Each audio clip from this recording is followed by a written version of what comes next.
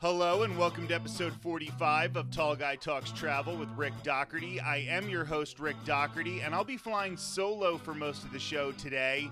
It's the holiday season and it's hard to grab some of my busy co-hosts away from their families. Honestly, they deserve the rest because they're all extremely busy people, so generous to come on here and talk about travel. I really appreciate each and every one of them. Later in the episode, my wife Courtney will return to go over more of the entertainment and food options for Epcot's International Festival of the Holidays.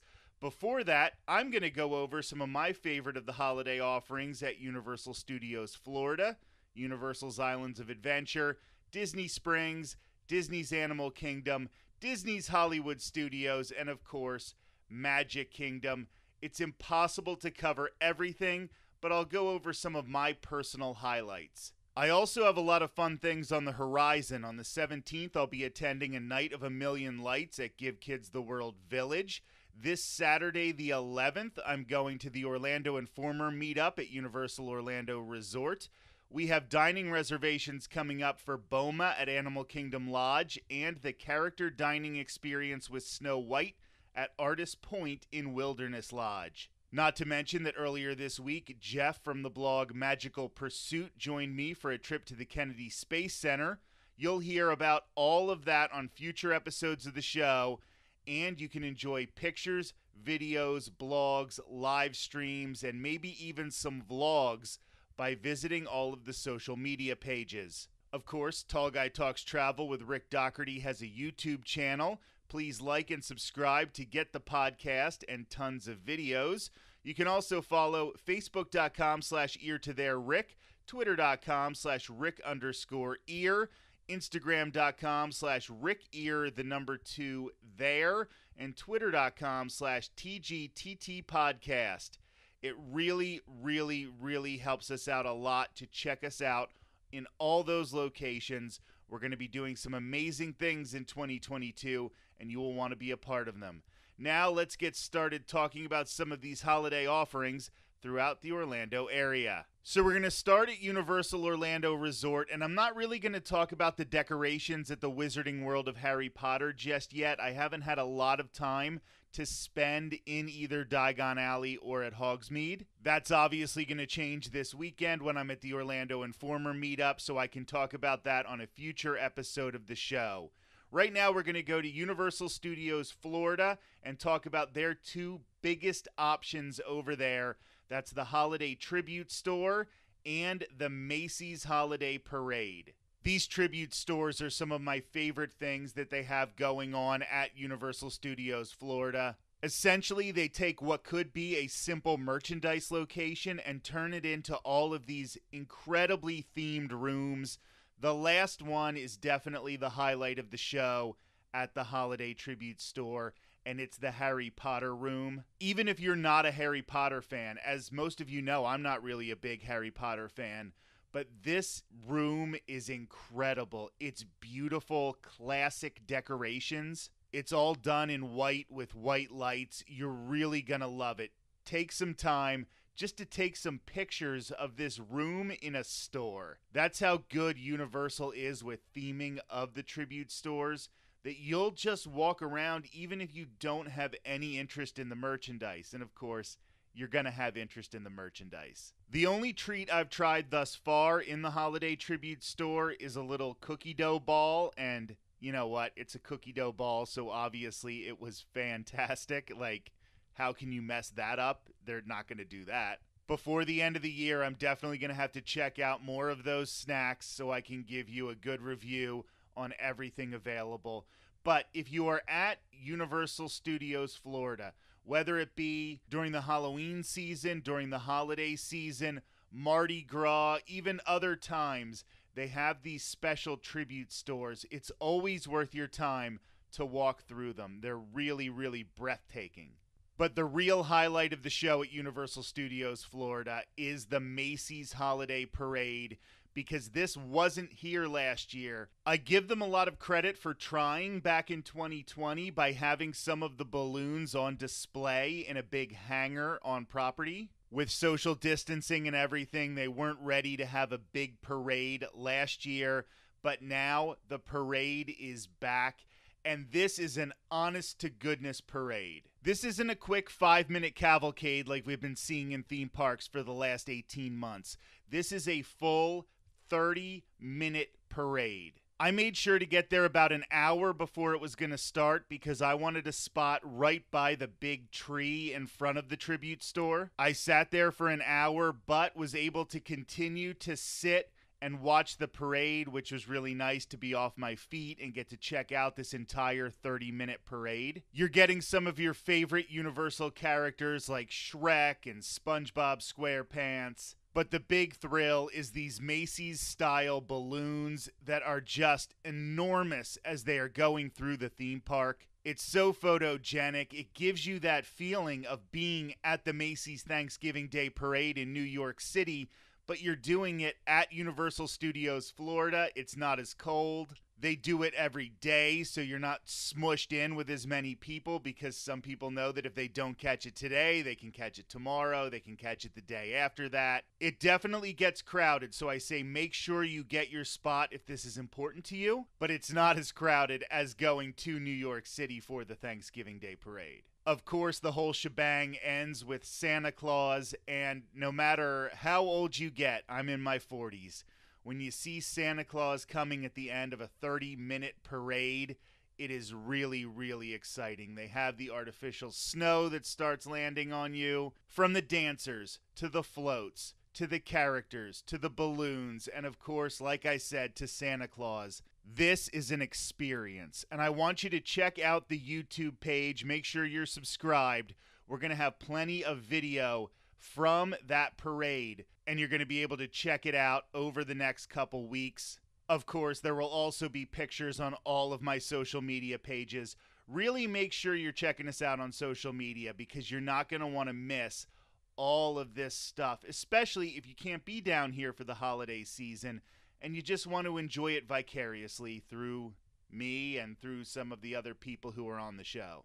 Over at Universal's Islands of Adventure, there's only one holiday offering I've really been able to experience in 2021, and that is Grinchmas over at Seuss Landing. I have to stress this vigorously. If you are at Universal Orlando Resort for the holiday season, you must do the meet and greet with the Grinch. I don't care if you're not a big fan of meet and greets. You don't like to just maybe go to Disney World and stand next to a princess and have your picture taken. Maybe that's just not your thing, but this is such an interactive experience.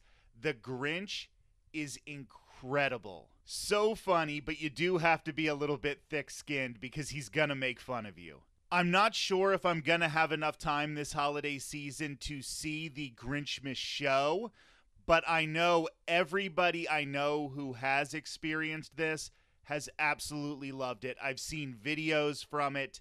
I kind of hate that these holiday offerings are up for such a short amount of time because I want to experience each and every one of them. But this is also the busiest time of the year for most people, and I just haven't been able to get to it yet. Hopefully I will, but I'm not sure about it. That being said, if you have the opportunity, it looks great. You don't even have to see the show, however, to get the most out of the holidays at Seuss Landing because some of the Who's are out meeting with people, conversing with people, obviously taking pictures.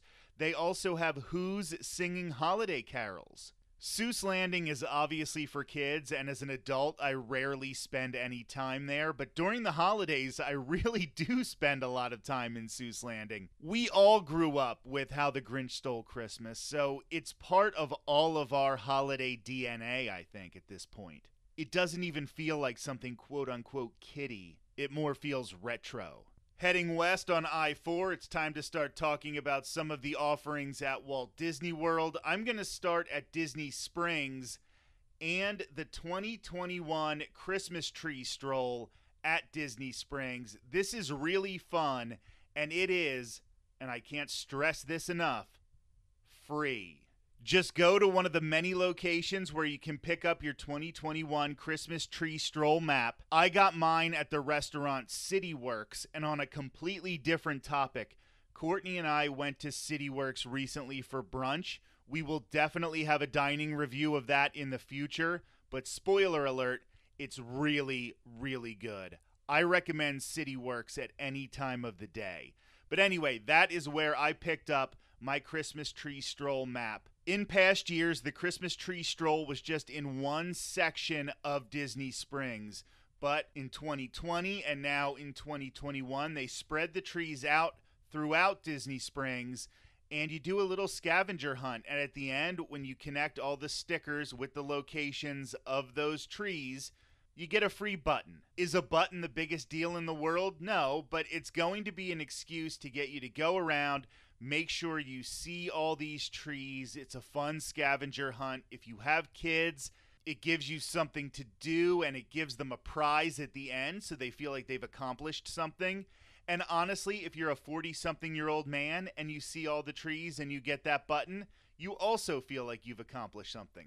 Some of the favorites from previous years are back, like the Cinderella tree, the Haunted Mansion tree, which everybody seems to adore, the Toy Story tree, there's always a Star Wars tree, but there were some new trees this year that absolutely blew my mind. I love the Raya and the Last Dragon tree. I think we need more Raya representation in the parks anyway.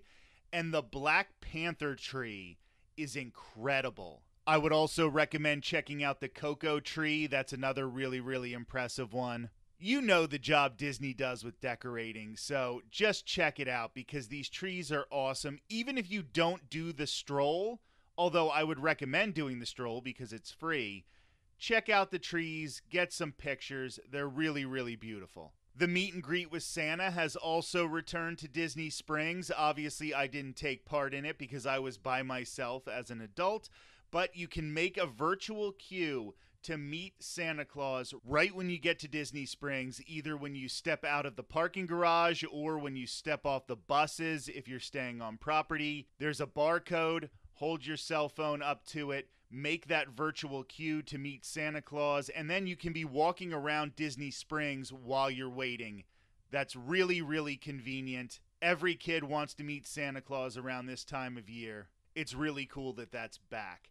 Last year, when they didn't have Santa Claus available for meet and greets, you could do sort of a virtual meet and greet with Santa Claus at the photo studio at Disney Springs. This is connected to the Marketplace Co-op. I don't even know if a lot of people know this is here. Last year, they took your picture and put Santa Claus in that picture in a magic shot if you had PhotoPass. So obviously they don't need to do that in 2021, but there are still a lot of great magic shots available. I took advantage of some of them. They're cute, they're silly. There's one where you huddle up and they kind of put a winter wonderland behind you. So if you have PhotoPass or Memory Maker, you definitely want to make sure to be going to Disney Springs and taking advantage of the photo studio. Even if it's not the holiday season, do you know how much a photo studio costs? Take advantage of it. If you're already paying for Memory Maker, stretch that dollar as far as it will go. One day, Courtney and I did make a quick trip over to Jock Lindsay's Hangar Bar, which over the holiday season is Jock Lindsay's Holiday Bar. If you don't know about this restaurant/bar, it's themed after a second-tier character in the Indiana Jones saga. All year long, the theming is really good, but it's especially taken up to that next level during the holiday season, and they have a lot of different food offerings and drink offerings during the holidays. Last year, Courtney got the venison sliders. We were waiting for our dining reservation at CityWorks, so she didn't get the venison sliders this year, but she did really love them when she had them in 2020. She just got a non-alcoholic specialty drink this time, but we always try to check out Jock Lindsay's Holiday Bar every time we are at Disney Springs in December. Over at Disney's Animal Kingdom this time of year, the major draw is the Merry Menagerie, which, going by the Disney website, is a whimsical winter celebration awaits you at Discovery Island. By day, look for life-sized artisan-sculpted animal puppets, including reindeer, foxes, and polar bears, and at night, colorful luminaries and bird lanterns light up the sky. This is really beautiful. The decorations on Discovery Island are probably the best decorations in all of Walt Disney World. at least when it comes to the holiday decorations. And these puppets, or at least the cast members who control the puppets, they are super fun. But besides that, it's mainly the character cavalcades that go around the Discovery River, around Discovery Island. You get the Santa Claus Festive Flotilla, Donald's Dino Bash Festive Flotilla, and Chippendale's Festive Flotilla. You're not going to want to miss this one, because not only are Chip and Dale wearing their Chipmunkosaurus outfits, but their Chipmunkosaurus outfits have holiday lights on them. It is the cutest thing you're ever going to see inside of a theme park. I can almost guarantee it. There's also a festive flotilla which features the Discovery Island drummers. These character cavalcades that go around Discovery River are some of my favorite character cavalcades in all of Walt Disney World. They're doing a really good job of keeping you socially distant from the characters, but using some space now that wasn't being utilized by Disney. Now they are utilizing it, and it just brings more and more to Disney's Animal Kingdom. And as Marissa from Chicago, who's on the show a lot, will tell you, she loves Disney's Animal Kingdom and swears that it is the best park at Walt Disney World. And the more they keep upping that experience, the more she might be able to talk me into it. I haven't checked out a lot of the holiday stuff at Disney's Hollywood Studios. They have Sunset Seasons Greetings. Everybody I know who has experienced this has really loved it. Behold a captivating projection show on the Hollywood Tower Hotel. So they use this projection technology on the Tower of Terror. Because of obligations in my real person life, I don't usually get to stay in the theme parks that late most times I'm there. So I haven't checked out Sunset Seasons Greetings yet, but I'm going to try to do it before the end of the holiday season. Over at the restaurant Hollywood and Vine, they have Minnie's Holiday Dine. Don't miss Minnie's Merry Mealtime at this popular restaurant. It is a popular restaurant. We've been meaning to go back there because we've heard tales that the food has gotten much better at Hollywood and Vine, so I definitely want to check that out in the near future. The Santa Claus Motorcade. I was there the first day they started the Santa Claus Motorcade for 2021. Catch the Santa Claus Merry Motorcade, where old Saint Nick will travel up Hollywood Boulevard in his candy apple red convertible, packed with a stack of presents. There's way more than just Santa in this cavalcade. I actually have video from it on our YouTube channel, so go check out the Tall Guy Talks Travel with Rick Doherty YouTube page, and you can see the Santa Claus Motorcade. And for the first time in forever, a Frozen sing-along celebration. At the end of the Frozen sing-along, they do add some special holiday theming to it with Olaf, so I know the kids are going to really love that one. However, if you ask me personally, I think that Hollywood Studios really excels with the decorations during this time of year, because they go with that kitschy 50s, 60s style decorations. When I was a kid in the 80s and early 90s and I was driving up to my grandparents, they lived in the coal regions of Pennsylvania. So even though it was the 80s, they were still about 20, 30 years behind in styles. These were the type of decorations I remember seeing in every little town on the drive from where we lived up to where my grandparents lived, and it has that nostalgia. And the gaudy, kitschy decorations really fit the theming of Disney's Hollywood Studios. Don't forget, with Star Wars Galaxy's Edge being at Hollywood Studios, they have another holiday to add to the list, and that is Life Day. November 17th in the Star Wars universe, in Star Wars canon, is the holiday of Life Day from the Star Wars Holiday Special. I made sure to be there on Life Day. They did have a few little things available for those of us who wanted to celebrate the Star Wars holiday. Mostly it was merchandise. I got a patch. I got my buddy Ken a mug because he collects Disney-related mugs. But it's always fun to sort of nerd out on a little bit of Star Wars lore over the course of the holiday season.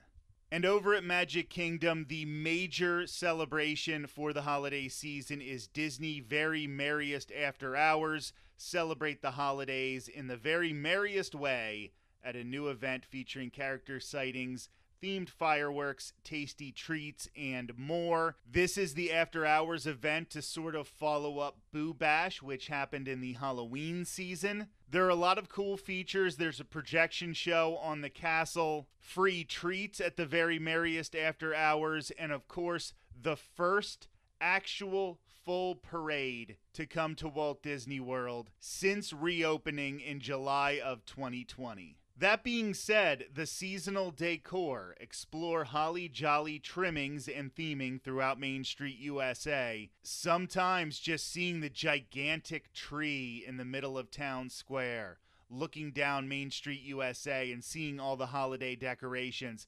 Sometimes, honestly, that's all you need to make your holidays special. I've already been to Magic Kingdom a few times since they've switched over from the Halloween decorations to the holiday decorations, and I have a few Park Pass reservations already on the books for Magic Kingdom over the next few weeks because I really love being in that atmosphere. I don't even need a full experience. I don't need an attraction. I don't need an event. Just walking down Main Street USA and seeing the decorations and hearing the Christmas music and the holiday music can put you in that vibe, can make you feel what you're supposed to feel this time of year. It is a really, really stressful time of year. So to get to walk down Main Street USA and kind of relax is a real treat. Before we bring my wife Courtney on the show to talk more about Epcot's Festival of the Holidays, I want to remind everyone that I am a travel agent with Ear to There Travel. If you're looking to put that next Disney or Universal vacation under the tree this holiday season, shoot me an email at rick@eartotheretravel.com, rick@eartotheretravel.com, or call 727-507-3123, 727-507-3123. My services are always 100% free to you. All right, it's time to talk about Epcot's International Festival of the Holidays with Courtney. Thanks for joining us, Court. Great to be here. So make sure to check out last week's episode of Tall Guy Talks Travel with Rick Doherty, episode 44, where we have a much more detailed description of Epcot's International Festival of the Holidays. We went the opening weekend, but then again, we went this past weekend to try some of the things we missed in that first visit. We really made a point this second time at the festival to try to hit as much of the entertainment as we could, especially the things we missed that first weekend. One of them is La Befana. This is in the Italy Pavilion. Hear the tale of La Befana, the kind-hearted witch who visits sleeping young children on the eve of the Epiphany. So there are a lot of these presenters scattered throughout World Showcase during the festival, and they're all kid-friendly, and I think kids will like each and every one of them. But La Befana is really going to be your kid's favorite. If you have kids, you have to make sure to take some time and experience this if you're at Festival of the Holidays. It's really fun. She's so charismatic. The story is a really interesting story. It's a holiday tradition I didn't know going into watching the explanation, so that's always a benefit as well when you're learning something new from these entertainers. Definitely recommend La Befana. But I think my favorite, and I'm not sure, but I think I would say Courtney's favorite as well, would have to be the Chinese lion dancer in China. Catch a glimpse of this colorful performance that brings good fortune and happiness in the Lunar New Year. Courtney, what are your thoughts on it? So I might be a little bit of a sucker because I love cats. And this is a lion. There are two dancers who make the lion come to life. And of course, they try to have cat-like mannerisms. They're very talented. When they're performing, there is, I believe, a recorded drum beat, and then there's a person narrating here and there what the lion is doing and why the lion is doing it. So basically, the lion eats and jumps and plays, and it is to bring good fortune to people. So it's really cute. It's really entertaining. Again, family friendly. There are some acrobatics involved, which make it interesting. And there's a little banner that comes out that says good luck. So you really feel happy watching it. You feel the cultural influence of, yeah, I'm really being wished good luck, good fortune, and happiness in the new year. And it just makes you feel good. I agree with everything you just said, Courtney. I would also like to let our listeners know that if you go to our YouTube channel, Tall Guy Talks Travel with Rick Doherty, this past Tuesday, December 7th, I uploaded some video of the Chinese lion dancers from the China Pavilion during Epcot's International Festival of the Holidays. So if you want to see this for yourself, you can go check that out right now. Well, listen to the rest of this episode and then go check out the Chinese lion dancers on our YouTube page. We also made sure to check out Joyful, a celebration of the season at World Showcase Plaza between Canada and Mexico. Experience the joy of gospel and rhythm and blues as the Joyful Ensemble performs holiday music in celebration of Christmas and Kwanzaa. We didn't watch their entire performance. We didn't get to see them do any Kwanzaa songs, but I will warn you about the Christmas songs. They were all very religious, at least for the time that we were there watching the performance. So if that's something your family's not necessarily into or you don't want to see in a theme park, just keep that in mind. With all of that being said, I know that you don't listen to these festival recaps to hear about the entertainment. Yes, it's nice to hear about the entertainment, but you're here for the food. We're going to start at Melakaliki Maka Holiday Kitchen near Port of Entry. This is where Courtney retried one of her favorite items from last year's festival, the Kahlua pork. To refresh everyone's memory, the Kahlua pork comes with Okinawa purple sweet potatoes and a mango salad. This is really good. Maybe it was a little different than how I remember it from previous years, but still a really good dish. The pork is tender and shredded and seasoned with a little bit savory and a little bit sweet, not overly sweet. The potatoes are not overly sweet either. It just is a balanced dish. And the mango salad, I think, adds something a little interesting. It's not very fruity. It is more kind of like a salsa.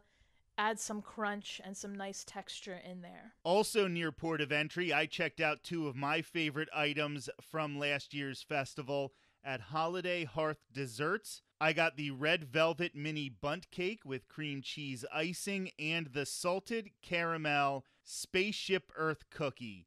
So the Spaceship Earth cookie, you're really getting it because it's very, very Instagrammable. It's beautiful. It's in the shape of Spaceship Earth. Obviously, every good Epcot nerd loves Spaceship Earth, but the cookie is refreshingly good. It reminds me of the cookies that we tried to make when I was a kid, but my family wasn't good enough to make them this well. So I definitely think you're going to want to check out the salted caramel Spaceship Earth cookie. And the red velvet mini bundt cake was a very moist red velvet cake in the shape of a bundt cake. It also had a little chocolate candy cane on top of the bundt cake, but as far as I could tell, there was absolutely no peppermint flavor to the candy cane. It was just chocolate in the shape of a candy cane. Just another one of those really good desserts that you can pick up when walking around World Showcase that isn't too sweet, because we talk about this a lot, but it's really important. A lot of Walt Disney World desserts are too sweet, and this is not one of them. And now we move back to Tangerine Cafe, flavors of the Medina in the Morocco Pavilion. In the past, Tangerine Cafe was a quick service dining location in the Morocco Pavilion. One of the best quick service dining locations on property, by the way. The past couple of festivals, they have been using this as a festival booth. We really liked the offerings here for Food and Wine Festival, but I'm telling you, they also brought it for Festival of the Holidays. We got the stone-baked Moroccan bread with hummus, fig tapenade, and zoug dip. I tried a little bit of this item, but Courtney, you really got to experience it, so why don't you talk about it a little more? Yeah, I absolutely loved this.